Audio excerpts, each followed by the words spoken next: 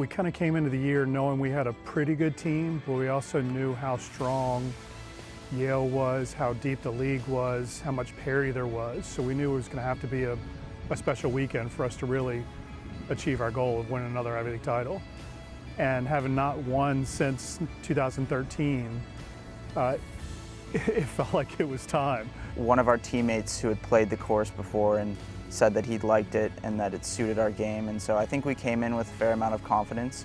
We certainly knew that Yale would be a worthy opponent and that they would put up a good fight, and we sort of came in with an underdog mentality, but at the same time we knew that while it was Yale's tournament to lose, we knew that we had a very good chance of winning if we had just performed to our ability, which we seemed like we were due for throughout the spring season.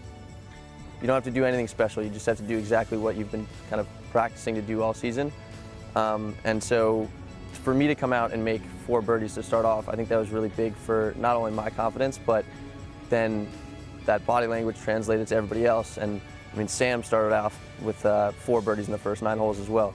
So when you got 2 guys playing really well at the front, first 2 guys out, I think that makes it really easy for everybody to relax and kind of settle in. Evans, our captain as a junior, has been pretty much the leader of the team all year long.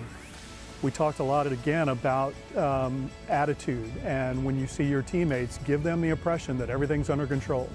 Boys, don't worry about it. I've got this under control. And that's exactly what Evan did.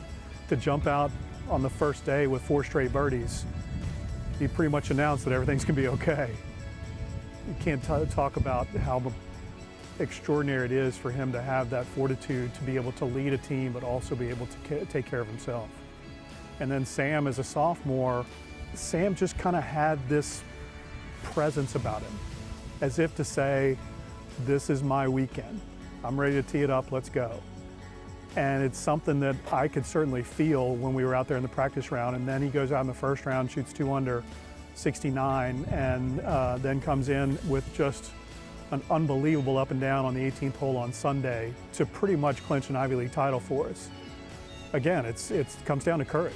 Based on the scores the days prior and the scores throughout the day, that it was going to be close. I had no idea of the exact numerical value or our exact standing, whether we were leading or behind, but I knew that this was going to be a pretty important hole.